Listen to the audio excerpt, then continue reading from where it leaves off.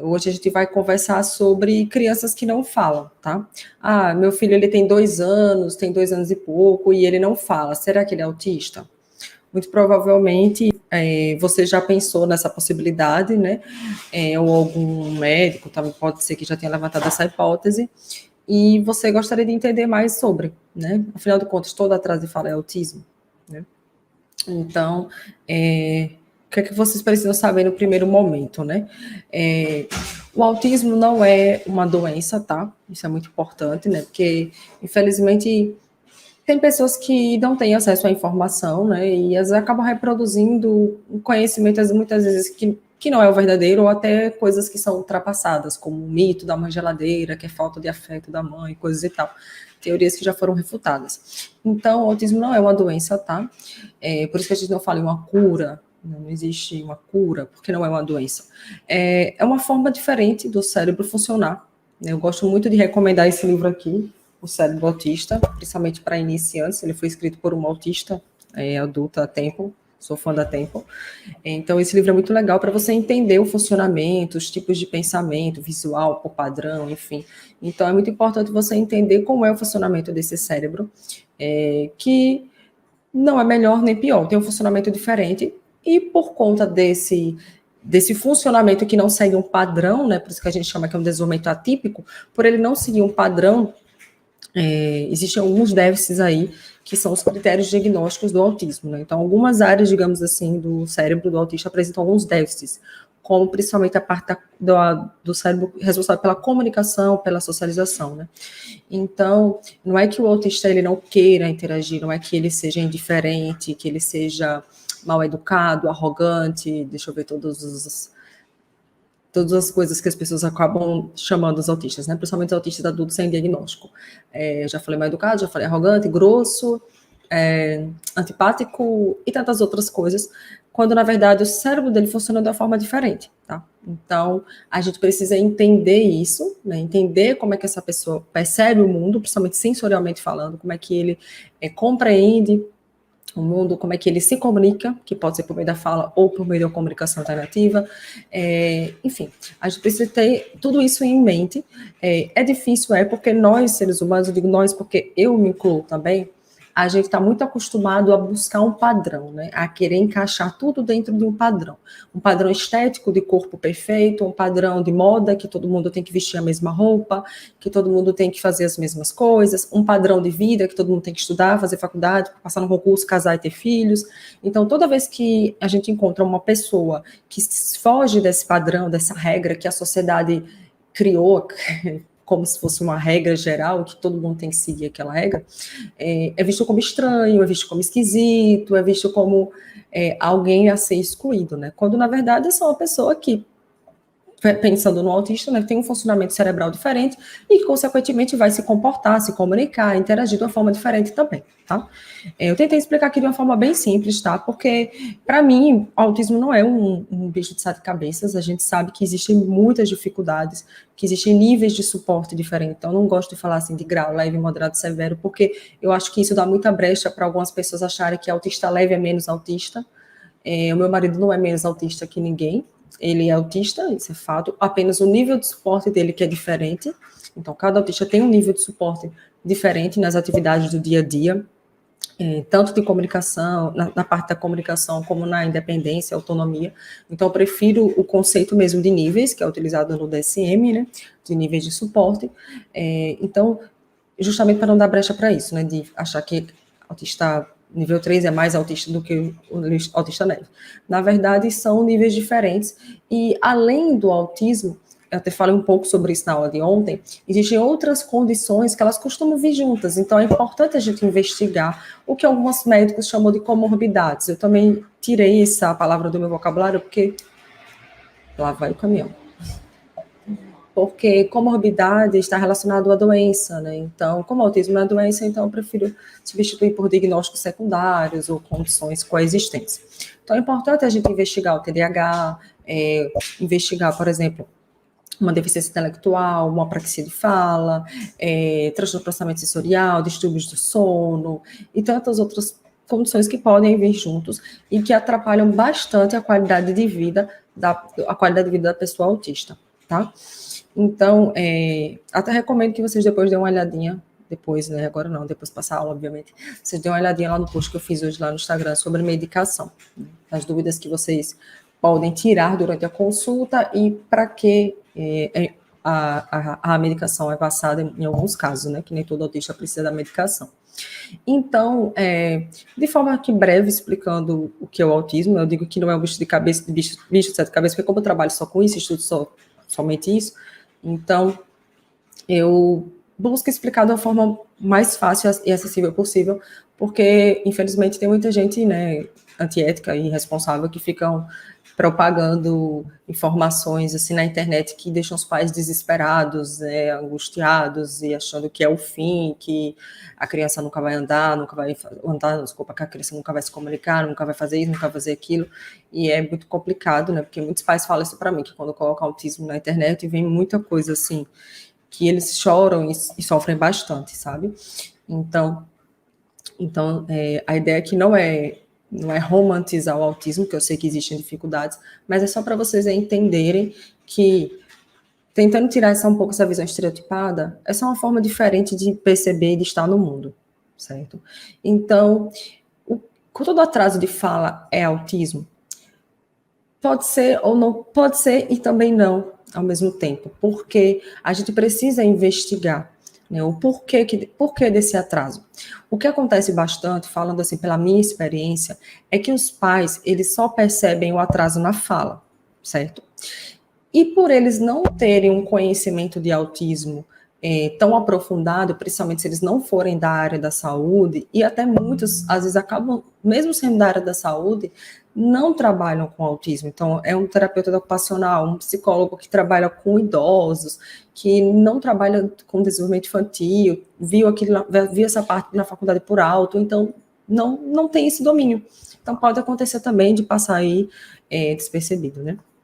Então, é importante ter isso em mente, né? Que às vezes vocês só enxergam o atraso na fala, e às vezes a criança tem outras características e vocês não sabem.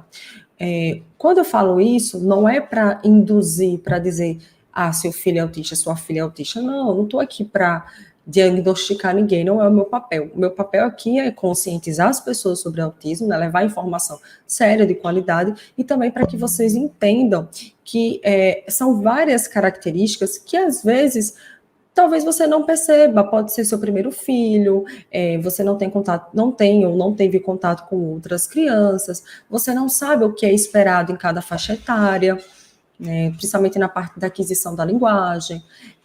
Você acha que o seu filho está falando quando, na verdade, talvez ele esteja ecoando mais do que falando. Como assim? Ele está te repetindo mais. Calma, isso é importante, faz parte do processo de aquisição da linguagem. Só que o esperado é que a criança ela ecoe e depois ela complemente com uma outra palavra. E depois ela vá para um outro estágio que é a reciprocidade, que ela chegue no nível de dialogar com você. Se ela ficar só te repetindo ou só repetindo as falas dos desenhos, dos filmes que ele gosta, mesmo que seja com a intenção de se comunicar, talvez ele ainda não consiga engajar com você ao ponto de dialogar, de conversar no sentido de fazer uma pergunta, de te responder, de ter uma troca comunicativa, porque comunicação é isso, é troca, né? Então, às vezes os pais só percebem um atraso na fala, tipo, a criança tem 2 anos e fala nada, ou então eles acham que a criança fala quando na verdade ela está mais no processo de ecoar e acaba deixando passar, o tempo passar. Então, por isso que eu bato muito nessa tecla de você procurar uma avaliação multiprofissional, com o fonoaudiólogo, que é o profissional responsável, né, é o profissional habilitado para fazer uma avaliação de linguagem, então procurar um fonoaudiólogo, uma fonoaudióloga que tem experiência nessa parte de linguagem, certo? E procurar um neuropediatra, um psiquiatra infantil também, que tem experiência, se você suspeita, já viu algumas características ou quer descartar características de autismo, procurar um médico que tem experiência na área. Então, é importante que você procure a avaliação também de outros profissionais, por exemplo, ele também tem dificuldade no comportamento, eu percebo algumas questões, então avaliação do psicólogo. No geral, quando você vai para o médico, ele já encaminha para o psicólogo, terapeuta ocupacional, fonoaudiólogo, e muitas vezes para o fisioterapeuta também. Então, é importante a gente ter isso em mente, porque senão você fica esperando essa fala aparecer, fica esperando, Possa ser que não seja autismo, mas mesmo que não seja autismo, você já perdeu ali um tempo que você poderia intervir, né? Não que você não possa fazer nada depois, sempre dá para fazer alguma coisa, a gente sempre pode otimizar o tempo. Mas assim, eu estou falando isso porque depois eu vejo que muitas mães ficam se sentindo culpadas, né? Porque escutaram às vezes o marido, os avós, o pediatra, o neuropediatra também isso acontece. Infelizmente até alguns fonoaudiólogos falam, fonoaudiólogos porque a fonoaudiologia, para quem não sabe, tem muitas áreas de atuação. Então, às vezes você trabalha, por exemplo, no serviço público, você não pode escolher, você vai atender o que chega, então você acaba atendendo tudo. E se não for uma área, por exemplo, de atuação daquele profissional, digamos, no sentido do consultório, que ele tem especialização, que ele tem uma experiência mais prática, talvez ele possa dizer assim, espera daqui a 2 meses, daqui a 3 meses você volta, coisa e tal. Às vezes acontece também. E aí o pai espera mais tempo, né? E aí aquele tempo poderia ser já um momento de intervenção para a criança, né? Mesmo que ela não seja autista, mas ela já tem essa dificuldade na comunicação. Então, quanto mais cedo começar, melhor. Certo?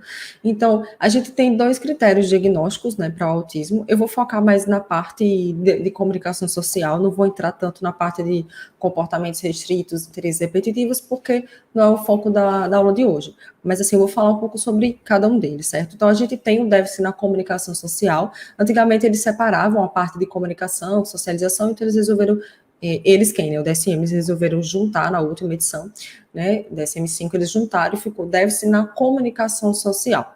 Perceba que eles colocaram déficit na comunicação e não déficit na fala. Por quê? Porque isso causa muitos equívocos. Então, tem pessoas que acham assim, se ele fala, então não é autista. Por exemplo, o meu marido, ele fala muito, mas ele tem muitas dificuldades de comunicação. Dificuldade de comunicação não verbal, ele tem dificuldade com a prosódia, ele tem dificuldade na comunicação no geral. Então, falar, se comunicar, não é simplesmente abrir a boca, mexer lábio, língua, bochecha, né, o ar sair do pulmão, passar pela laringe, vibrar e sair esse som que vocês estão ouvindo, que é a voz. É muito mais amplo, né? As pessoas às vezes reduzem a fala, simplesmente, eu vou dar um exemplo. Hoje eu estava conversando com uma mãe e ela falou assim, Carla, eu recebi um vídeo de uma amiga minha, toda orgulhosa, toda feliz, que o filho dela estava falando. Ela estava conversando com ele, né, tentando ter um diálogo, fez uma pergunta, por exemplo, ela perguntou assim, você quer banana? Um exemplo. Ela estava filmando, né, ele viu que estava sendo filmado. E aí ele disse, banana tem semente. Não, banana não tem semente. A banana não tem semente. E aí ele começou a, andar um pouco e falar, banana não tem semente, a banana, e pronto. E ali o diálogo foi encerrado. A mãe fez uma pergunta se ele queria banana, ele não respondeu nem que sim, nem que não. Poderia dizer, não, eu quero maçã, então não, eu quero outra coisa, né, sem ser fruta, um bolo, um biscoito. Mas ele fez o quê? Ele lembrou de uma fala, de um trecho do episódio da Luna, que tem um episódio que ela fala, né, que a banana não tem semente e tal. E aí ele começou a falar, ele começou a repetir aquilo várias vezes, banana não tem semente, banana não tem semente. Então você percebe que até a prosódia, né, que é a entonação da voz, ele já mudou, porque ele já estava imitando a voz da Luna, né, da personagem do desenho. Ele já se desconectou lá da interação, ele já não estava olhando mais, ele já estava andando, fazendo outras coisas. Então ele estava realmente sentindo prazer, porque isso é um comportamento restrito e repetitivo, né? Ficar repetindo várias vezes frases dos desenhos que eles gostam, isso dá prazer, porque também um dos motivos pelos quais eles repetem. Além de também pode ser que ele não tenha entendido a pergunta, não tenha recursos ainda para te responder. Mas às vezes uma mãe que não entende muito, né, ainda está no começo, pode olhar e dizer, nossa, ele me respondeu, ele falou que banana não tem semente. Mas se você for observar mesmo as nuances da comunicação, você vai perceber que ele não te respondeu. Ele lembrou de um trecho de um desenho, ele poderia usar essa frase dentro de um contexto? Poderia. Por exemplo, hoje uma aluna me contou um exemplo bem interessante. Ela falou assim, Carla, eles estão falando muito, ela tem gêmeos autistas, né, com diagnóstico de autismo. Ela disse, eles estão falando muito. Um está falando bem mais que o outro. Mas assim, ela disse que teve um deles, quando ela estava vestindo a farda para ir para a escola, ele fez preguiça, mamãe, preguiça. E ele nunca tinha falado isso. E é uma palavra que a mãe não fala em casa, o marido também não fala com frequência. Tipo assim, que tem pessoas que falam, ai, que preguiça e tal. Mas assim, ela disse que eles não têm muito hábito de falar. Tem gente que só faz assim, né? Não fala. E aí ela disse, será que foi na escola e tal? Mas a entonação dele foi diferente. Então ela falou assim, eu acredito que foi um dos desenhos que eles assistem, que ele deve ter escutado essa palavra e ele achou divertida, e preguiça, preguiça. E ele falou. Só que nesse caso ele falou dentro de um contexto, né? Ele estava vestindo a roupa, ele não queria ir para a escola, e aí ele soube usar exatamente no diálogo, né? E ele olhou para a mãe, e ele realmente ele usou aquilo com uma intenção de se comunicar. A ecolalia ela também pode ser com a intenção de se comunicar. Só que aí nesses casos fica difícil até para os pais perceberem, porque a criança usa muito dentro de um contexto, e aí você tem que ficar atenta à entonação também. Você percebe que a entonação da criança muda, sabe? Quando eu digo a entonação, é a modulação da voz, né? Sobe, desce. Às vezes ela imita exatamente a voz do personagem, às vezes quer imitar os gestos também, né? Copraxia. Então, são muitas coisas, muitos detalhes que às vezes acabam passando, né? Despercebido. Então, alguns autistas, os pais falam assim, não teve atraso de fala. De fato, começou a falar até um ano e pouquinho, mas muitas vezes aquela fala era mais ecolalia e os pais não sabiam, não percebiam, né? Obviamente que com as intervenções, né, com os estímulos em casa também, com a escola, tudo isso vai ajudar para que a criança amplie suas habilidades de comunicação, tá? Tô falando isso não é para assustar vocês, não, é só para conscientizar mesmo. E também tem aquelas crianças que chegam com 2, 3, 4 anos e ainda não são falantes, elas não falam. Podem se comunicar por gestos, às vezes já a fono já entrou com a comunicação alternativa, mas a criança ela tem realmente esse atraso de fala e de linguagem. Então, quando vocês verem um autista adulto falando, eu sempre digo isso, não invalidem o diagnóstico deles, porque não é porque ele fala que ele não tem dificuldade de se comunicar, não é porque ele fala que ele não tem a dificuldade de iniciar uma interação com o outro, de falar sobre o que ele sente, de perceber pelos sinais não verbais como o outro está se sentindo. Porque às vezes a pessoa fala que está bem, mas pelo não verbal ela aparentemente não está. E isso não é dificuldade não é só dificuldade na parte da teoria da mente, da empatia, mas é uma dificuldade também de você ler os sinais não verbais. Isso é comunicação. Então a comunicação é muito, muito ampla, muito mais do que só falar, certo? Eu vou falar aqui de uma forma bem breve, só para vocês terem uma noção, sobre quais são as etapas que são mais esperadas, né? Da parte da aquisição da linguagem. Eu coloquei aqui alguns marcos, tá? Mais, digamos, importantes. Obviamente que existem outros, mas só para vocês terem uma noção, principalmente quem não é da área. Então, o bebê, né, ele se comunica muito, né? Mesmo quando ele não fala, ou mesmo quando ele não utiliza a fala para se comunicar, ele está se comunicando o tempo todo, principalmente com o choro, né? Os choros, gritos. Depois a criança começa também aos poucos, à medida que vai se aproximando de um ano, ela começa a apontar também, começa a compartilhar a atenção, mostrar as coisas para o adulto, olhar e dar risadas, olhar e fazer um sonzinho. Com 5, 6 meses começam os balbucios, né? Patagá, eu não sou muito boa balbuciando, não, mas tudo bem. Eu me atrapalho um pouco nos balbucios, não sou muito boa, não. Então a criança começa a brincar com os sons, pronto, fica mais fácil, né? Ela começa a juntar algumas sílabas ali e criar algumas palavras na língua dela, digamos assim. Por volta de 1 ano de idade, as primeiras palavras eu esperado que a gente espera que as primeiras palavras apareçam. Um papá, mamãe, vovó é bobó, água, aua, depende muito da criança, em que eles falam aua, au, que água é uma palavra mais difícil, né? Então, leite, tetê. Então, as primeiras palavrinhas surgem ali por volta de 1 ano de idade. É importante a gente entender essas etapas de aquisição de linguagem, não para colocar as crianças todas dentro de uma caixinha, dentro de um padrão, certo? Até porque no início eu falei justamente isso, né? Que a sociedade exige um padrão que não existe, né? A gente exige que todos nós preenchemos certos critérios e seguimos um determinado padrão que não existe, porque cada pessoa é diferente. Então, quando a gente pensa essas etapas, esses marcos de desenvolvimento, não é para colocar todas as crianças dentro de uma caixinha. Tem criança que fala antes de 1 ano, entendeu? Tem criança que antes de 1 ano já está soltando algumas palavrinhas, já está soltando alguns sons, com a intenção de se comunicar. Tem criança que às vezes passa um pouco. Por exemplo, 1 ano e 1 mês, 1 ano e 2. Qual é o meu limite enquanto terapeuta? Carla, eu penso assim, se a gente espera que com 1 ano a criança, as primeiras palavras surjam, então se a criança ainda não está falando, certo, então 1 ano e 1 mês, beleza. 1 ano e 2, ok, a gente vai acompanhando, observando e estimulando, né? Enquanto isso, a gente vai estimulando de forma lúdica sempre e tal. Então, 1 ano e 3, para mim, é o máximo, porque eu prefiro pecar por excesso do que por falta. Então, tem terapeuta que vai falar, não, espere 6 meses e tal para avaliar. Então, esperar até 1 ano e meio, certo? Mas eu não espero tanto. Eu costumo brincar que é um desvio padrão, né? Um pouco para mais ou um pouco para menos. Não é tipo esperar até 2 anos, né? Que às vezes acontece isso também. Aí a criança, por exemplo, ela tem 1 ano e ela não fala.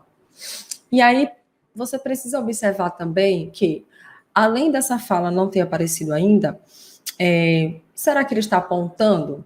Ele já consegue apontar? Ele faz o contato visual com você? Ele tem o sorriso social, né? Te acompanhar com o olhar, de dar risada com suas brincadeiras. Ele já mostra as coisas para você, né? Que a gente já espera que com 1 ano a criança já tenha a habilidade de atenção compartilhada, né?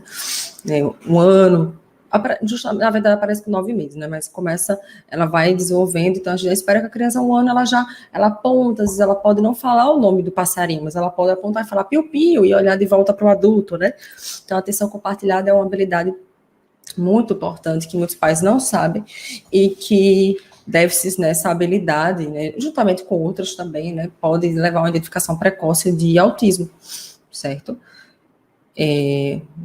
Então, a gente precisa olhar essas habilidades, né, pré-linguísticas. Então, fica ali atento, né, mais ou menos por volta de 1 ano, as primeiras palavras aparecem, com 1 ano e meio, ou 18 meses, né, a criança ela já fala em torno de 20, até 30 palavras, dependendo da criança.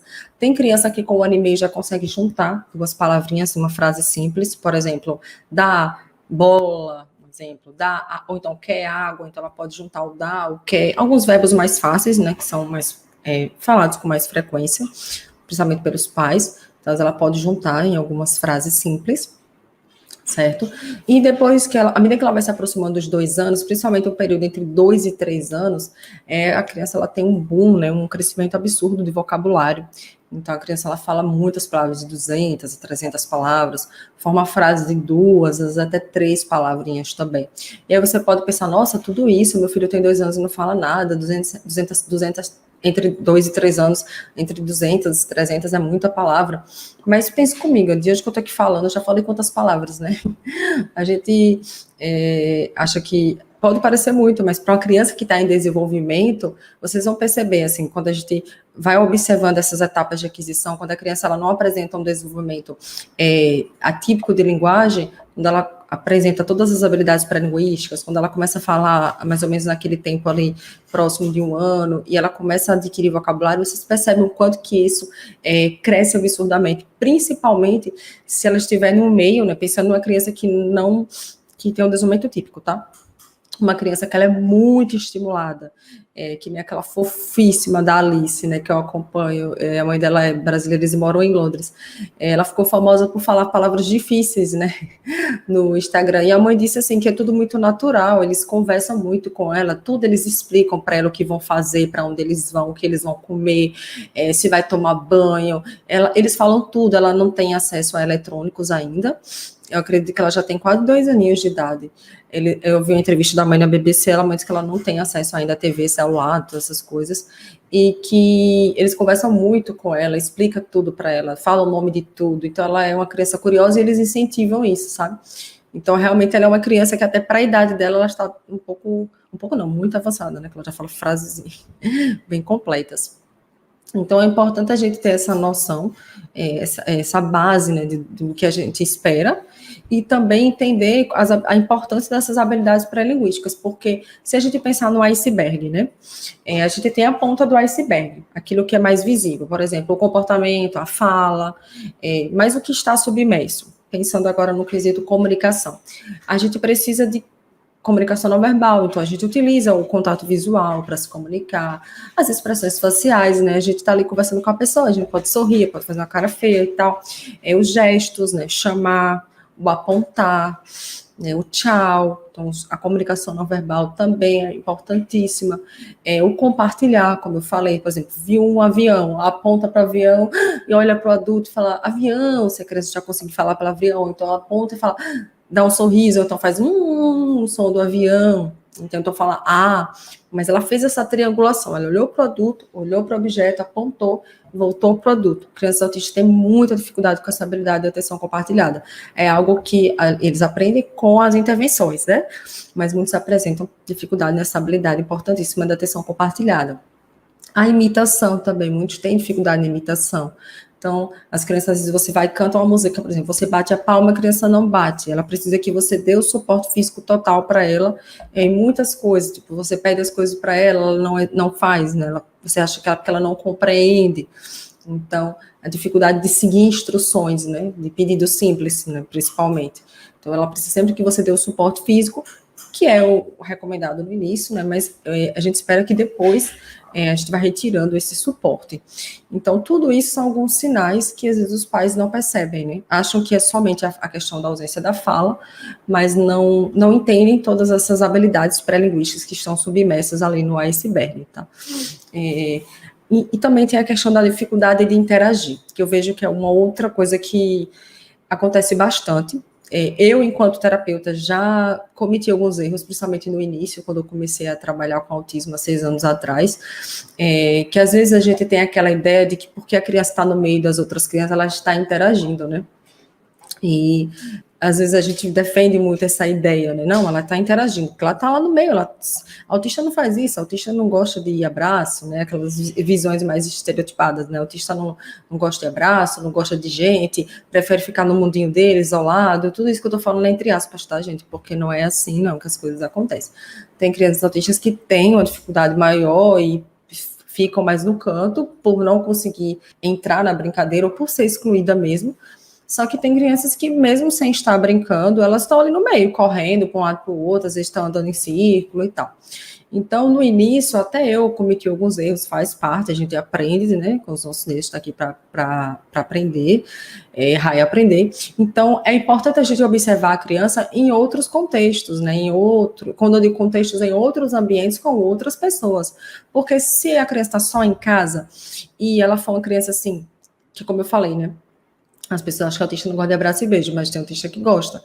Então, se é uma criança que ela gosta de abraço, que ela gosta de beijo, que ela faz um contato visual, por mais que ela não se sustente, mas ela faz um contato visual ali com a mãe, com o pai, com aquelas pessoas que são mais próximas a ela, que estão ali no dia a dia, quer não, aqueles pais vão pensar, não, mas ele interage comigo, ele olha para mim, ele me abraça, ele é carinhoso, então já descarta uma possibilidade de autismo, tá? Eu não estou falando que seu filho é autista, certo? Eu só estou falando uma situação que acontece com frequência que os pais me relatam, principalmente os meus alunos. Mas aí quando você vai observar essa criança na escola, por exemplo, que já é um ambiente diferente, que tem mais crianças, que tem mais pessoas, na verdade, não só crianças, adultos também. Você já percebe que a criança tem uma dificuldade de se aproximar, mesmo ela não tendo resistência com o toque, com o abraço, mas ela já fica um pouco mais resistente em estar no meio das outras crianças. Ela não sabe muito bem, fica um pouco perdida, sem entender as brincadeiras, às vezes não sabe como pedir para brincar, às vezes toma o brinquedo da criança, sai correndo, porque não tem essa habilidade ainda, tanto comunicativa como social, de falar, posso brincar? Ou então você me dá, sabe, você me empresta. Então, a criança usa os recursos que ela tem, ela pega e sai correndo. Obviamente que crianças muito pequenas fazem isso também, tá? Eu tô pensando numa criança maiorzinha, já tá na escola e tudo mais, como minha paciente de 10 anos, ela já faz terapia há anos, ela conversa muito, ela super engaja na conversa, principalmente se for do interesse dela, né, obviamente, ela ama, mas ela tem dificuldade ainda de iniciar uma interação com qualquer pessoa, ela precisa que o outro fique ali puxando e perguntando, ela tem dificuldade de chamar para brincar, ela ainda tem muito isso de pegar e sair correndo, mesmo com 10 anos, a gente está trabalhando isso com ela há um tempo, mas é difícil para ela iniciar uma interação. Então, não é porque necessariamente a criança está ali junto com as outras crianças que ela está brincando. Por isso que eu sempre indico, ó, se você for para uma consulta com um neuropediatra, um psiquiatra, um fono, psicólogo, seja quem for, faça alguns vídeos curtos da criança brincando sozinha, dela brincando com você, e se conseguir, peça a professora, né, as que já estão na escola no presencial, que faça alguns vídeos dela fazendo as atividades, dela no recreio, como é que ela brinca, para que os terapeutas possam observar essa interação. E, obviamente, que não só os vídeos, né, se puderem, e o recomendado é que também façam visitas na escola. Teve uma vez que, em uma das minhas visitas, eu fui com a mãe e a TO. Então, nós fomos e ficamos afastados para que ele não visse a gente. Nós chegamos já mais ou menos na hora, tinha acabado de começar o recreio, e nós ficamos afastadas observando, ele não tinha visto a gente. E ele ficava assim, ele estava junto com as outras crianças, mas ele não estava procurando as crianças, não estavam brincando do que elas estavam brincando. E aí ele ficava mais a maior parte do tempo à parte, né? Porque as crianças não chamavam ele não sabia como pedir para brincar, então ele ficava mais escondidinho debaixo do escorregador, né? Aquele escorregador alto, né? Que você sobe a escada, então ele ficava mais ou menos embaixo da casinha. E aí a professora chamou ele, né? A professora foi lá mediar, chamou ele para ir naqueles que você gira assim, que são acho que 4 crianças que sentam, 2 aqui e 2 aqui, eu esqueci o nome daquele que você vai girando assim. Aí a professora colocou ele sentado ali, ele mais 3. E ele começou a chorar, ele ficou agoniado, ele queria sair, ele não quis ficar de jeito nenhum. Mas a professora entendeu que para ele era muita criança ali, porque era muita criança falando, gritando, muito estímulo sensorial. Então a professora pediu que 2 saíssem e ficou somente ele e um de frente para ele. Aí a professora foi girando, né, que eles não têm força, eu não sei o nome disso, eu esqueci. Na minha escola tinha esse brinquedo. E aí ele ficou olhando para o coleguinha, mas não sustentava muito o olhar, e a professora começou a cantar umas músicas que ele gostava, de números, né? Aí ele começou a fazer assim com o dedinho, começou a rir, mas ele olhava muito pouco para a professora, ele olhava mais para o colega porque estava de frente, mas mesmo assim ele desviava, ele olhava para baixo e tal. Então, para ele, estar ali com aquela criança e a professora era suportável naquele momento, mas com mais crianças não. Então a gente precisa ter esse cuidado, que às vezes a criança ela tem uma dificuldade de iniciar. E às vezes ela até inicia, mas não consegue sustentar o diálogo, não consegue sustentar a interação. Porque, gente, interagir demanda energia. Eu sou uma pessoa extrovertida, então eu gosto de falar, eu gosto de gente. Quando eu viajo só, eu sempre pego amizade com alguém que está viajando junto comigo. Só se a pessoa não gostar de conversar, e eu respeito, né? Se eu ver que a pessoa já é mais introvertida, eu já respeito, porque minha mãe é introvertida, minha irmã é, então eu já sei como é o estilo de cada um, né? A personalidade de cada um. Mas se a pessoa for como eu converso até amanhã, se deixar. Mas isso para mim não me cansa, pelo contrário, me cansa ficar calada. Mas tem pessoas que falar cansa. Então, quando a gente pensa, eu conversando com muitos autistas adultos, eles falam, eu gasto muita energia, eu tenho que prestar muita atenção. É muito estímulo sensorial ao mesmo tempo, principalmente se forem muitas pessoas falando ao mesmo tempo, porque eu tenho que ver gesto, ver expressão, interpretar a expressão, tenho que prestar atenção no tom da voz, se a pessoa está sendo irônica, se está sendo sarcástica, se é uma piada ou se é sério. Eu tenho que desviar o olhar para ver quem está falando ao mesmo tempo. Então, gente, gasta energia, é cansativo. Então, por isso que muitas vezes o autista começa a interação, tipo, chama para brincar, vamos brincar. Aí, com 2 minutos, largam as crianças lá e fazer outra coisa, porque é difícil para ele ficar ali. E as crianças também não entendem, aí desistem logo, ele não sabe brincar, então ele não fala. E aí deixa, e aí a criança às vezes cresce sendo excluída porque ela tem uma dificuldade que muitas vezes poderia ser algo que poderia ser mediado, como essa professora fez, né, com esse meu paciente. Eu estou tentando explicar da forma mais acessível possível, espero ter sido claro para vocês. Então, somente o atraso na fala não configura o autismo, tá? A gente, não é correto você apenas dizer, a criança, ela não fala, é autista. Não, ela não é porque ela não fala que ela seja autista, mas é importante investigar se essa criança que não fala, ou que fala, mas que tem uma dificuldade grande na comunicação, se ela apresenta outras características que você talvez não tenha percebido, e aí somente um especialista, seja um fonoaudiólogo, né, para ver a parte da comunicação, da linguagem, da fala, e um médico para descartar ou confirmar o autismo, entende? Por isso que você precisa ficar atento, não é colocando medo em ninguém, não, é só realmente de coração, falando para você o que eu gostaria que as pessoas me falassem, se eu tivesse um filho, por exemplo, se eu não fosse fonoaudióloga, e eu não trabalhasse com criança, com desenvolvimento infantil. Eu gostaria que as pessoas me alertassem, Carla, tudo bem, seu filho não está falando, mas será que ele tem outras características? Vamos investigar, vamos descartar possibilidades. Vamos descartar autismo, vamos descartar uma deficiência auditiva, vamos descartar uma apraxia de fala, vamos descartar, enfim, deficiência intelectual, mais um nível de compreensão mais comprometido, que a gente sabe que a compreensão ela é muito importante para a comunicação, né? A gente compreende, organiza as ideias e se expressa no mundo. Então, a gente precisa descartar possibilidades. E o autismo é uma possibilidade? Eu estaria mentindo se não fosse, certo? Então, a gente precisa investigar. Então, além desse déficit na comunicação social, a criança, ela apresenta o que a gente chama, né, a gente não, né, o DSM, o CID também, de comportamentos restritos e repetitivos. Então, por exemplo, algumas pessoas acham que eu substituí a palavra estereotipia por STINs, tá? Porque os autistas adultos, pelo menos todos que eu conheço, preferem a palavra STINs. Então, se eu falar STINs, é estereotipias. Eu gosto de falar as duas coisas porque talvez vocês não saibam ainda o que é STINs. Então, algumas pessoas acham que estereotipia é só isso aqui.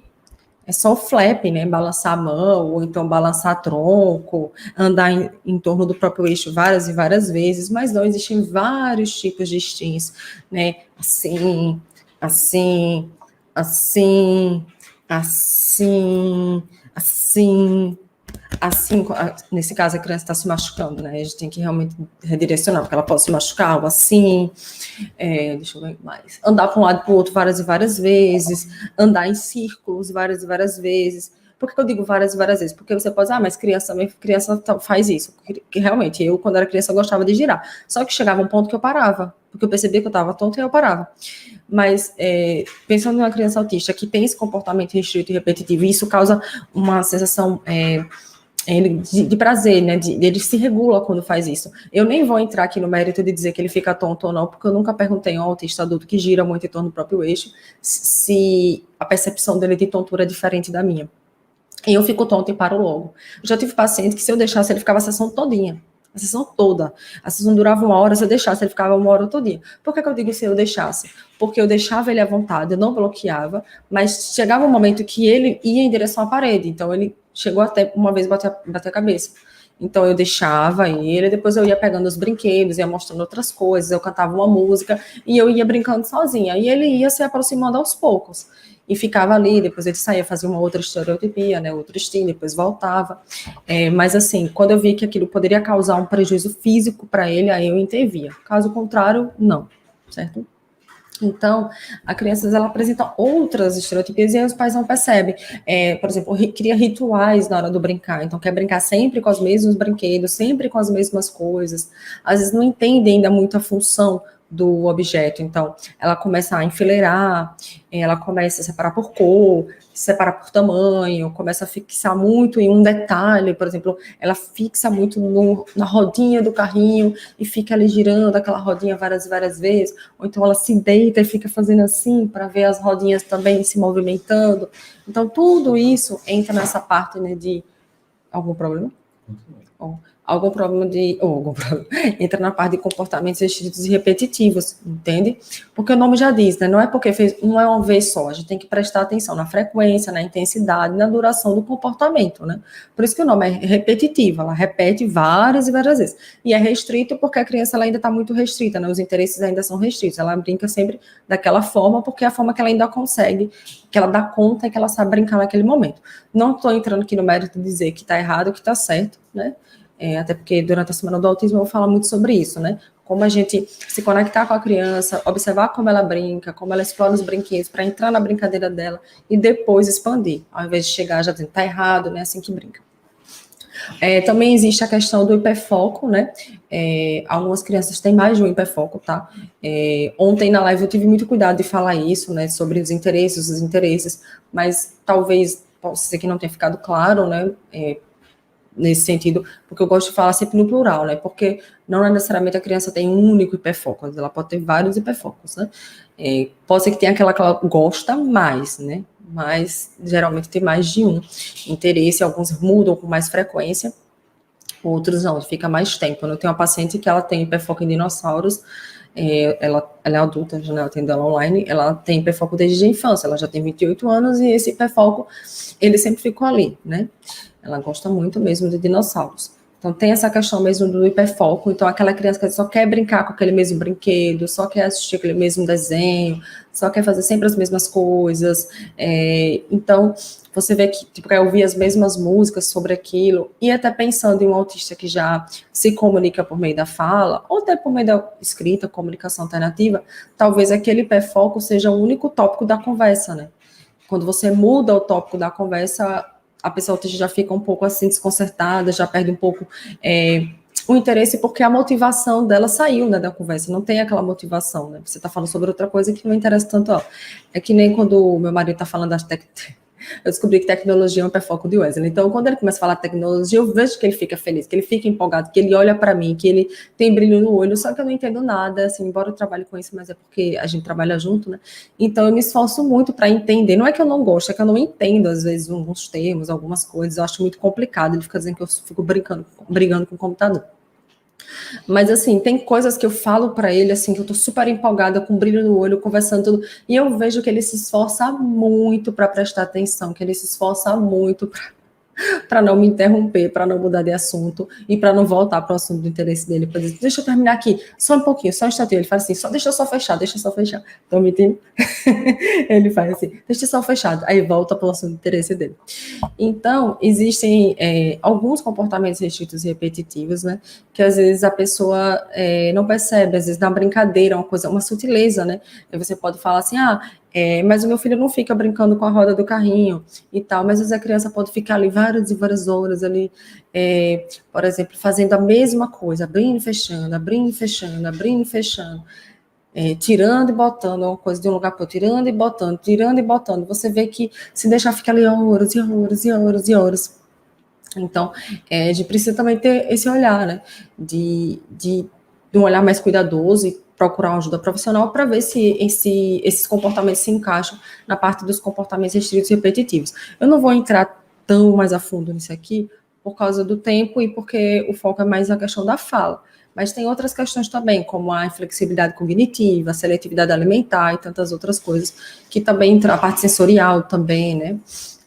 Questões sensoriais, o transtorno do processamento sensorial, a gente pode considerar aqui dentro dos comportamentos restritos e repetitivos. E falando agora, assim, um pouco sobre pessoas que, mesmo sem ter o diagnóstico ainda fechado, né, sem ter realmente aquela confirmação se é autista ou não, mas que já perceberam alguns déficits, principalmente na parte da comunicação, né, e já começaram a intervir de fato, né. Eu trouxe aqui duas histórias bem interessantes, eu já entrevistei as duas, inclusive. A Cintia, ela tem gêmeos, né, inclusive eu conversei com ela hoje, que ela é minha aluna do PAP Cliente e Consultoria, então a gente teve sessão hoje.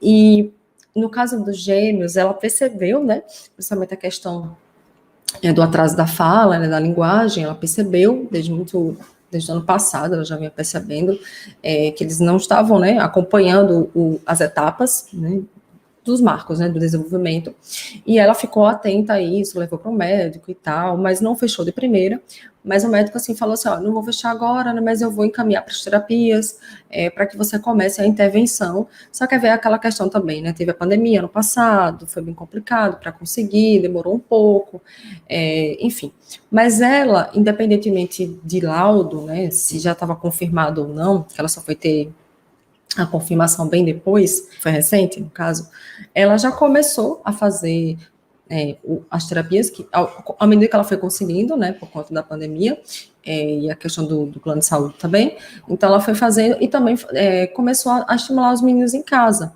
começou a aproveitar as oportunidades que ela tinha com eles, né, por exemplo, de dar o banho, na hora de dar comida, na hora de contar a história e colocar para dormir, de trocar a roupa, de levar para a escola, levar para as terapias. Então, ela transformou todos esses momentos de momentos mais leves, mais lúdicos, e oportunidades também de aprendizado para eles. E hoje eles estão até falando bastante, né? Um já está falando frases, tipo, eu quero, e aí fala coisa que ele quer comer.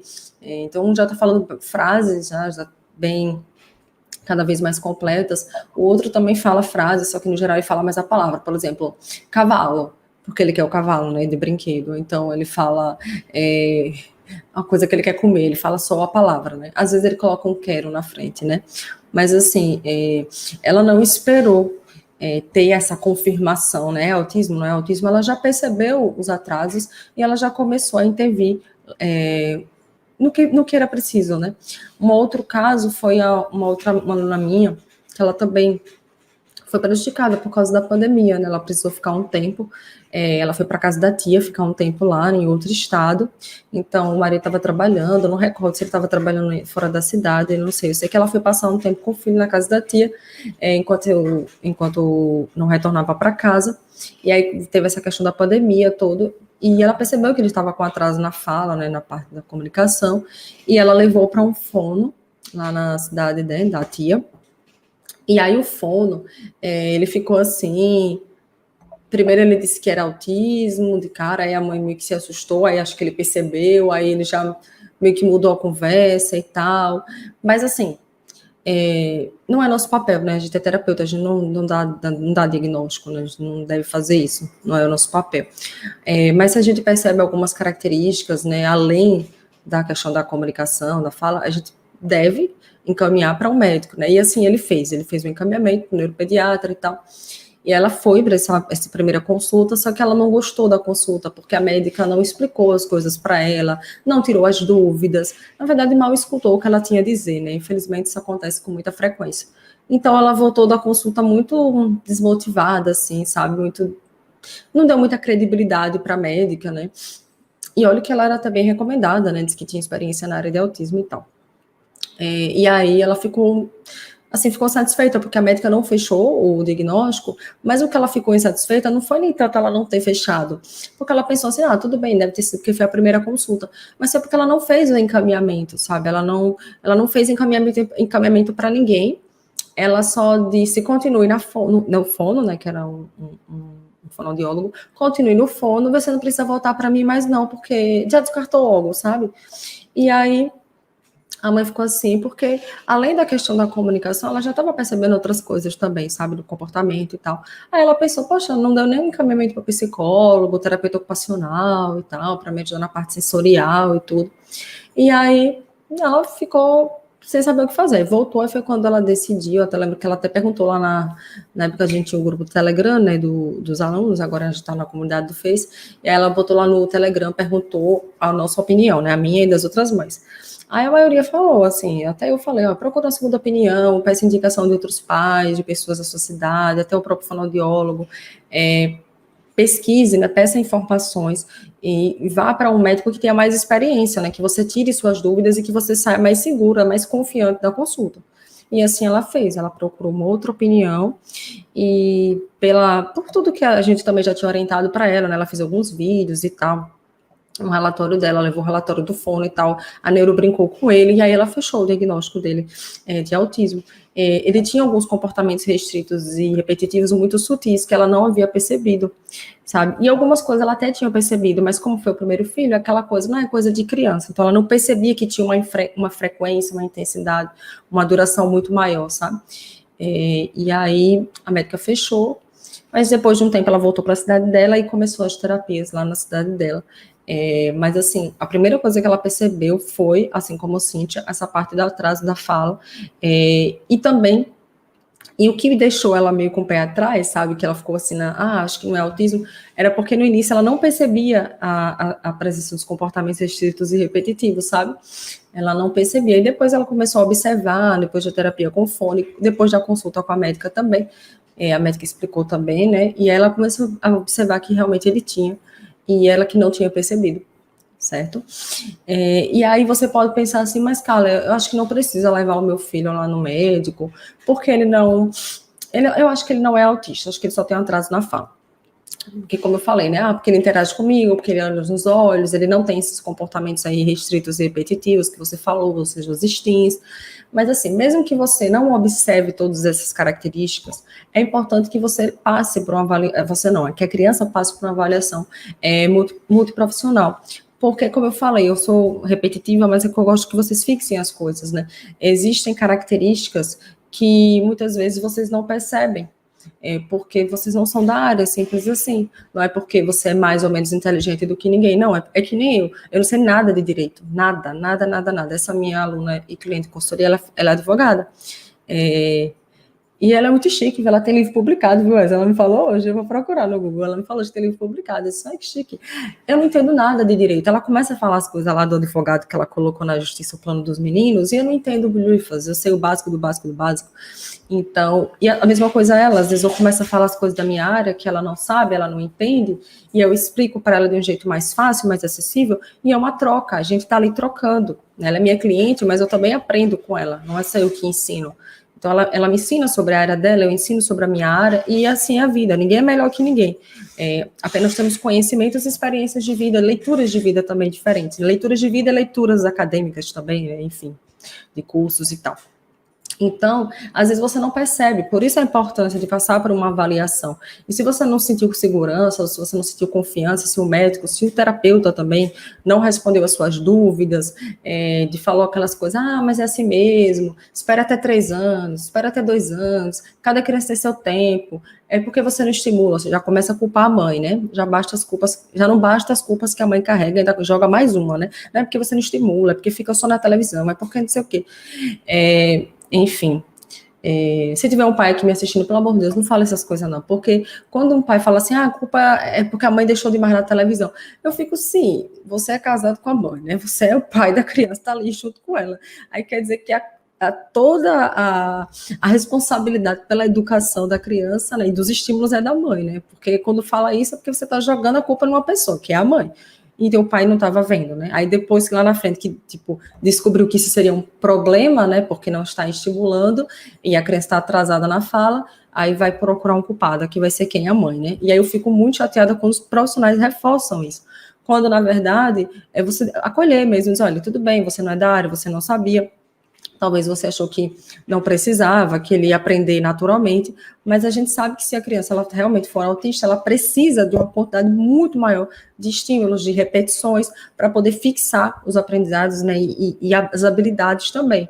Não é que uma criança que a gente chama, né, típica, que muitas coisas elas vão aprendendo pelo desenvolvimento mesmo, pelas próprias experiências, ela sem precisar de uma intervenção ali de um terapeuta ou dos pais ali repetindo várias vezes determinada atividade, né? Ele precisa de um estímulo, mas não de uma, digamos, algo mais pontual, né? Não é, eu falo estímulo muitas vezes porque fica mais fácil vocês entenderem, mas quando a gente pensa no desenvolvimento atípico, a gente pensa na intervenção mesmo, né? Mas enfim, então, corra desses profissionais, sabe, que fica colocando a culpa em você, que fica colocando a culpa quem quer que seja, que falam que é falta de afeto também, que falam que é para esperar, que, enfim, porque a gente não tem por que esperar, né? Essa postura expectante, ela me irrita profundamente. E eu falo isso sem culpa nenhuma, porque se você tivesse um filho que corre, se o seu filho corre, anda, faz tudo de forma motora, e de repente ele com 1 ano e meio ele começa a parar de andar, parar de correr, parar de engatinhar, tipo, você simplesmente vai procurar um médico, você não vai pensar 2 vezes, você não vai ficar esperando ele completar 2 anos, deixa eu ver se ele vai voltar a andar daqui a 2 anos, você não vai fazer isso. Eu não faria isso. Eu não sei por que alguns pais e alguns profissionais assumem essa postura de que, vou esperar até 2 anos para ver se a criança começa a falar. Vou esperar até 2 anos para ver se ele volta a falar, porque a criança estava falando, né, entre 1 ano e 1 ano e meio, aí perdeu, né, passou pela poda neural, ali perdeu as habilidades, perdeu ali, e aí fazer o quê? Vou esperar até 2 anos e meio, 3. Então, fica esperando uma chave, né, virar quando a criança precisa nitidamente de uma intervenção. Só os estímulos ali pontuais não são suficientes, precisa de uma intervenção, e aí é algo muito maior, né? Precisa de terapia, precisa realmente de fonoaudiólogo, psicólogo, terapia ocupacional, e dependendo muito da criança, né? Que não é receita de bolo, vai depender das demandas de cada um. Então, tome cuidado, se você está começando agora, está um pouco perdido. Infelizmente, tem muito profissional desatualizado, sim. Né, não é todo mundo que busca conhecimento, se atualizar, e não é todo mundo também que busca aprender com os próprios erros, sabe? Porque, como eu falei, no início eu cometi muitos erros, ainda cometo, porque eu sou humana, então os erros fazem parte da vida, eu já aceitei isso, mas o que faz a diferença é você aprender com aqueles erros e não cometê-los mais. Agora, você continuar insistindo em um erro às vezes até por arrogância, né? Porque às vezes a mãe vai falar alguma coisa para o médico e ele fala assim, não, mas eu estudei, quem sabe é que sou eu. Aí a pessoa fez uma formação há 20, 30 anos atrás, não se atualizou, não viu nada de autismo na faculdade, e aí esse mesmo profissional vai chegar para você e dizer, porque autismo agora está na moda, todo mundo agora é autista. Todo mundo quer ser autista agora. Então, é complicado essas coisas, é complicado e eu fico muito chateada com isso. Não é chateada, não, eu fico muito irritada por conta disso. Mas é isso, foi uma sessão de desabafo. Então, não espere esse estalo que a criança vai começar a falar do nada, porque não estou dizendo aqui que a criança seja autista, mas a gente precisa investigar o porquê desse atraso. E aí, quem vai fazer essa investigação mais a fundo é um fonoaudiólogo, uma fonoaudióloga com experiência em linguagem infantil, certo? Por que eu digo linguagem infantil? Porque existem várias áreas da fonoaudiologia. Se você me colocar numa sala para fazer um exame auditivo de qualquer pessoa que seja, eu não vou saber nem por onde começar. Porque eu nunca trabalhei na área de audiologia. Eu só sei o básico, na verdade eu só sei a teoria, porque até no estágio eu atendi poucos profissionais, porque a rotatividade de atendimento era muito menor. Então, eu era mais a cobaia, a pessoa que ficava dentro da cabine, levantando lá a mão, se escutava o som ou não, do que é que fazia os exames. Eu sempre soube que eu não queria trabalhar com áudio. Nada contra quem é de áudio, mas eu sempre soube que eu queria trabalhar com linguagem, que é o que eu trabalho hoje. Então, não espere o diagnóstico para começar a procurar as intervenções e para ajudar o seu filho em casa, né? Também. Então, o que é que você precisa fazer, né? Saindo dessa aula aqui que eu já falei demais. Procure uma boa equipe multidisciplinar, né? Principalmente se você percebe a questão do atraso da fala, da comunicação mesmo, deve ser na comunicação, um fonoaudiólogo com experiência em linguagem infantil, um bom neuropediatra, um psiquiatra infantil. Se você pensa na possibilidade, se você vê algumas características de autismo, então procure profissionais da medicina, no caso, né, psiquiatra ou neuro, que trabalhe, que tem experiência com autismo, porque tem médicos que têm experiência com paralisia cerebral, com síndrome de Down, né, que é trissomia do 21 agora, que eles, já, não sei se já mudaram, mas eles estão passando por esse movimento para mudar o nome. E aí você precisa realmente ir no profissional que tem experiência em autismo, certo? Então, anote todas as características que você observa, faça como se fosse um mini relatório.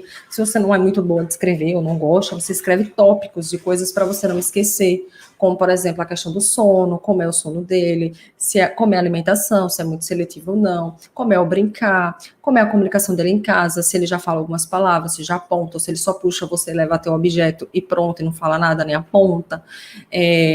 Que mais que é importante você falar, se já teve convulsão ou não, enfim, várias características que você observa, se você já observou alguns comportamentos restritos repetitivos, né, motores, vocais, na hora do brincar, anote tudo isso, faça vídeos curtos também, que isso vai ajudar durante a consulta, procure bons terapeutas, né, e quando eu digo bons terapeutas, não é só na parte técnica, tá, porque conhecimento, técnica, se for um profissional assim que é dedicado, que é estudioso, que faz muitos cursos, que se atualiza, que lê muitos livros e tal, ele pode até ter um domínio técnico, ele pode ter aquela competência técnica, né, tecnicamente falando, mas existe um fator ali fundamental, né, que é você, além de ser um bom profissional no quesito técnico, você ser humano, né? Você ter empatia pelo outro, é você saber conversar com a família, você saber escutar,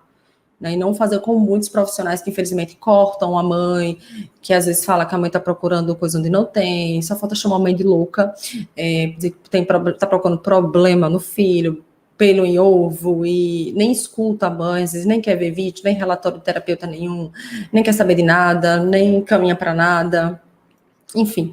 Então, infelizmente, a gente encontra de tudo aí nesse mundão, infelizmente. Mas é isso, então procure bons terapeutas, peça indicações em grupos de paz da sociedade, de Facebook, de WhatsApp. Durante a Semana do Autismo a gente vai fazer o grupo, né, dos inscritos, a gente faz um grupo dos inscritos da Semana do Autismo lá no Facebook, então é uma oportunidade também de você trocar experiências e perguntar, por exemplo, você também é de... Vou lembrar agora da cidade da minha aluna, Lídia Lerme. Você é de Ourinhos, né, interior de São Paulo? Eu também sou. Você me indica profissionais aqui, neuropediatras ou terapeutas. É uma oportunidade de você ter boas indicações. E, principalmente, começar a estudar, se atualizar, para que você também aprenda estratégias, brincadeiras que vocês conseguem fazer em casa. Porque eu não estou falando aqui de técnicas específicas da fonoaudiologia, por exemplo. Existem muitas estratégias, muitas brincadeiras, muitas atividades que os pais podem fazer diariamente e ajudar a criança a se comunicar, sem precisar ter um domínio teórico, sem precisar ter cursos específicos na área da fonoaudiologia. Os meus alunos estão aí de prova, que estão participando do desafio, que todo dia eu passo uma atividade lá na comunidade de alunos, lá do PAP, né? São 30 dias de desafio, hoje é o 15º, e eu estou passando atividades que eles estão conseguindo desempenhar muito bem, tendo ótimos resultados, e a família toda está participando, está todo mundo feliz, eu estou muito feliz também, muito orgulhosa dos meus alunos, das minhas alunas. E assim, e são coisas que os pais conseguem fazer, né? Não precisa nada muito de outro mundo, né? Nada muito mirabolante, e isso vocês já estão fazendo a sua parte, ajudando seu filho, principalmente se ele ainda não tem terapia ou não tem ou acesso a todas as terapias que ele precisa, né? Então é isso, pessoal, agradeço pela atenção, hoje foi mais um episódio, tivemos alguns contratempos aqui durante o processo, mas deu tudo certo, sempre um prazer estar aqui com vocês. Depois vocês podem acompanhar esse episódio completo, né, pelo YouTube, que vocês escutam e me veem, e também vocês podem somente ouvir o podcast no Spotify, no Deezer, no Google Podcasts e no iTunes, e também no outro agregador de podcasts, né, que você preferir. Um abraço, até mais, né? E eu vou responder aqui algumas dúvidas, uns 15 minutinhos, né? Porque eu acho que eu falei demais. Mas é porque caiu, né? No início travou e depois caiu. Deixa eu só beber água. Ó, aqui a Michelle botou. Isso é aquele o celular está descarregado, né? Eita, o celular está descarregado. Tá bom, pessoal. Muito obrigada pela presença de vocês no Instagram, tá bom? Peço desculpa aí pelos problemas técnicos. Se quiserem comentar, é só ir lá no YouTube ou no Facebook, tá bom? Beijos. Deixa eu ver aqui as perguntas de vocês. Aqui, ó. A Michelle colocou... Pode tirar o fone? A Michelle colocou, meu marido foi assim, agora ele já aceita. Provavelmente o diagnóstico, né? Aproveita e coloquem aqui quem já está inscrito na Semana do Autismo, para eu saber se vocês conseguiram já garantir a vaga de vocês, ok? Que começa segunda-feira já. A primeira aula será segunda-feira. Essa semana eu estou fazendo algumas aulas de aquecimento, né? Porque vocês ficam na expectativa para chegar logo, então enquanto isso, enquanto nós estamos ajeitando os últimos detalhes do evento, vocês aproveitam e participam das aulas de aquecimento. Aqui, ó.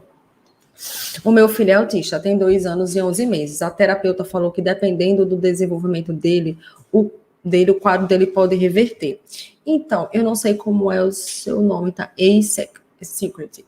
Então, isso de reverter, provavelmente ela está se referindo, não sei, tá? Porque não tem essa palavra aí, não tem esse termo aí. Mas, pelo meu entendimento, o que ela quer dizer é que provavelmente ele vai sair do espectro, certo? Que é um termo bem problemático, né? Venhamos e convenhamos.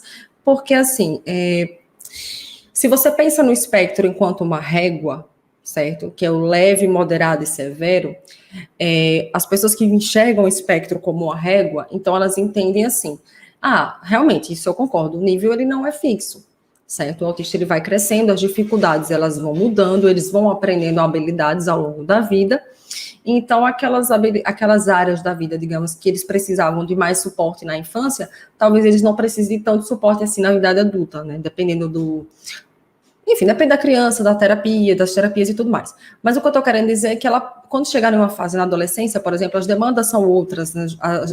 As dificuldades são outras, na vida adulta também. E aí, se você pensa enquanto uma régua, e o grau não é, né, o nível não é algo fixo, aí você vai pensar, certo, então ele pode sair do 2, nível 2, ou no moderado, para o leve. E, consequentemente, do leve ele pode ultrapassar ali essa fronteirazinha entre o leve e o típico, né? O desenvolvimento típico, o desenvolvimento esperado. É isso que alguns profissionais chamam de sair do espectro, o famoso sair do espectro, entende? Quando eu comecei o meu trabalho na área do autismo, estudar, fazer os meus primeiros cursos, comecei aqui na internet há muito tempo, já em 2016, que eu comecei com o blog, o Face, o Insta, depois que veio o YouTube, né? Em 2017, muitos cursos que eu fiz falavam sobre essa expressão, mas eu nunca tinha me questionado, né? Sabe quando você começa a escutar as coisas e você aceita aquilo como uma verdade, e você às vezes não para observar e pensar mais criticamente sobre aquela coisa? Então, quando eu comecei a desconfiar e investigar o diagnóstico do meu esposo, e comecei a seguir, ler, acompanhar outros autistas adultos, inclusive atender autistas adultos, né, de forma online, eu percebi, hoje eu tenho uma percepção totalmente diferente do espectro. Eu não vejo mais como uma régua, mas sim como um grande guarda-chuva, né? Então, às vezes você fala assim, é autista nível 1. Não necessariamente, ele pode ser nível 1 em algumas áreas da vida, mas em outras ele pode ser nível 2, né, nível 3. E pensando não só no meu esposo, mas nas minhas pacientes que receberam diagnóstico, uma já com 20, outra já com 25, 26, elas nunca deixaram de ser autistas, elas nunca reverteram, ninguém nunca reverteu o quadro delas. A questão toda é que, com o tempo, eles aprenderam a mascarar algumas características. Então, eles aprenderam a esconder os instintos, aprenderam a se comportar como pessoas neurotípicas para serem aceitas no meio. Então, sendo bem sincera, de coração, se para determinado profissional o objetivo da terapia é que o autista pareça menos autista, eu acredito que alguma coisa está errada. Porque a gente não precisa tornar o autista, transformar o autista numa pessoa que ele não é. A gente precisa fazer o quê? Valorizar aquilo que ele consegue fazer, né, as habilidades que ele possui, e trabalhar suas dificuldades, para que ele tenha uma vida o mais independente possível e com mais autonomia possível. Mas algumas coisas, elas vão estar ali o tempo todo, porque são coisas que são do funcionamento dele, sabe? A gente ensina algumas estratégias de autocontrole para que, em alguns momentos de crise, eles não se machuquem, que isso é importante. Eu não estou aqui falando, fazendo um discurso contra a terapia, não, muito pelo contrário, eu sou fonoaudióloga, eu sou terapeuta, eu sei da importância das terapias, não só fonoaudiológica, psicológica, terapia ocupacional, fisioterapia, eu reconheço o trabalho de todo mundo, só que a gente tem que ter mais esse cuidado para não querer forçar o autista e transformar ele em uma pessoa que ele não é. Eu fazia podcast com meu marido, a gente fez um podcast de fevereiro do ano passado até quase o final do ano. E eu não tinha o diagnóstico dele ainda. Eu não sabia que ele era autista. Ele tinha o TDAH, né, diagnóstico de TDAH na infância, mas eu não sabia que ele também ele também é autista, nível 1 de suporte, né? E aí, eu fazia o podcast com ele não olhava para mim, ele tinha muita dificuldade de olhar, de prestar atenção em mim, ele ficava mais no celular, olhando o roteiro e tal, às vezes lendo os comentários das pessoas, e teve gente que falou uma vez, teve gente não, foi uma vez só que eu vi, né, uma mulher colocou assim, vige, esse homem é muito mal educado, e eu lembro que eu vi aquilo e isso me magoou muito, eu li aquilo, eu disse, nossa, não acredito que essa pessoa está falando isso, sabe, ela não sabe a dificuldade que ele tem para poder prestar atenção numa conversa, para poder olhar para outra pessoa, para poder fazendo 500 mil coisas ao mesmo tempo, de ter que olhar para mim, me responder, olhar o roteiro no celular, acompanhar os comentários, ver se a câmera está ok, e dar conta de 1000 coisas ao mesmo tempo, e a pessoa olha assim, bate o olho, esse menino é muito mal educado, né? Ou outras coisas, né, que ele já ouviu também ao longo da vida, é estranho, esquisito, é doido e tal. Então, é isso, o autista, ele cresce, ele vai percebendo que ele é diferente e ele vai mascarando isso, ele vai mascarando as características, mas o autismo está ali. O autismo vai estar ali sempre, porque não existe cura, né? Não é uma doença, então não tem cura. Se não é uma doença, não tem cura. A gente pensa e trabalha para que ele aprenda, o autista aprenda cada vez mais habilidades para que ele possa ser independente, o mais independente possível, né? E também não é aquela ilusão de ser 100% independente, porque ninguém é 100% independente. Eu sou neurotípica e eu sou extremamente dependente do meu marido. Sem ele, eu não estaria aqui online, porque eu não sei fazer nada disso, eu dependo dele, entendeu? Então, a gente depende das pessoas, né? Independentemente. Talvez não, na maioria das vezes, pessoas com condições atípicas, elas dependem mais, precisam de mais suporte do meio, do outro, e eu acredito que a principal porta de acesso é você aceitar o outro como ele é e ajudar nas suas dificuldades, e não querer transformá-lo em quem ele não é, sabe? Então, eu não compactuo com esse discurso de sair do espectro, de cura do autismo, de reversão e tudo mais. Não, eu aceito o autista como ele é, trabalho as suas dificuldades, que eu sei que são inúmeras, independente do nível, dos níveis de suporte, né? Porque muitas vezes, como eu falei, não é um só, não é fixo, e potencializo aquilo que ele já consegue, as suas habilidades. Pode ser um caminho mais difícil? Pode, mas é assim que eu trabalho, é assim que eu que eu acredito e é o que eu me orgulho de fazer, assim, e eu vejo os resultados, sabe? Dos meus pacientes, porque eu acredito e quero que o mundo seja um mundo mais inclusivo, né, e não um mundo que fica restringindo as pessoas, porque tem que se comportar assim, porque tem que falar assim, porque tem que brincar desse jeito, porque tem que não sei o quê, e quando na verdade não, né, nós somos pessoas diferentes. Então, tome muito cuidado com esses discursos, sabe, de querer reverter, sair, curar e tudo mais. Vamos procurar aqui mais algumas dúvidas, né? Que são muitas dúvidas. Como sai o diagnóstico? Tatiane perguntou. Né? Vamos lá, Tatiane. O diagnóstico, ele precisa ser multidisciplinar, né? Por exemplo, você pode primeiro passar pelos terapeutas.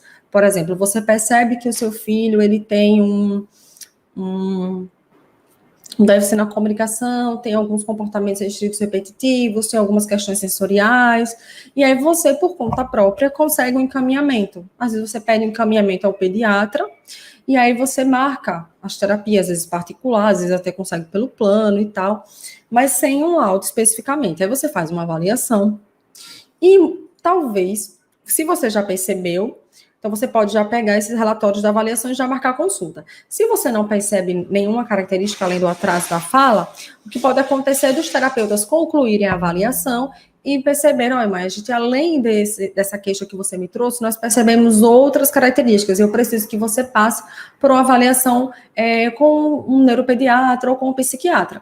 E aí eles fazem os relatórios e aí você leva esses relatórios para a consulta. Pode acontecer isso. Como também pode acontecer o contrário.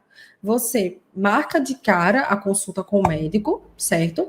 E aí, na consulta, por isso que tem que ser um médico que entenda do assunto. Porque se você está desconfiando de autismo, e aí você vai para um médico que trabalha com outra coisa nada a ver, ele pode falar essas coisas, porque autismo está na moda, porque todo mundo agora é autista, porque isso é coisa da cabeça, porque não sei o quê. Enfim, às vezes até com médicos experientes que atendem autismo, às vezes acabam se equivocando, porque, como eu falei, nós somos humanos, né? Nós erramos, então pode ser que eles cometam um equívoco, por isso que a gente tem que tomar cuidado e ir nos profissionais certos. Então, você vai para um profissional que tem experiência e aí ele vai dizer, olha, eu percebi algumas características, mas eu vou colocar uma hipótese diagnóstica e vou encaminhar para as terapias.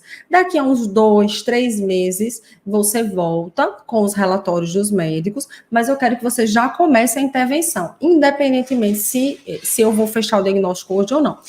Eu prefiro 1000 vezes essa postura profissional. Inclusive, a médica que eu sempre encaminho aqui na minha cidade, ela faz isso. Ela encaminha para as terapias, pede que os pais voltem com 2 meses, às vezes 3, com os relatórios da avaliação, da escola também.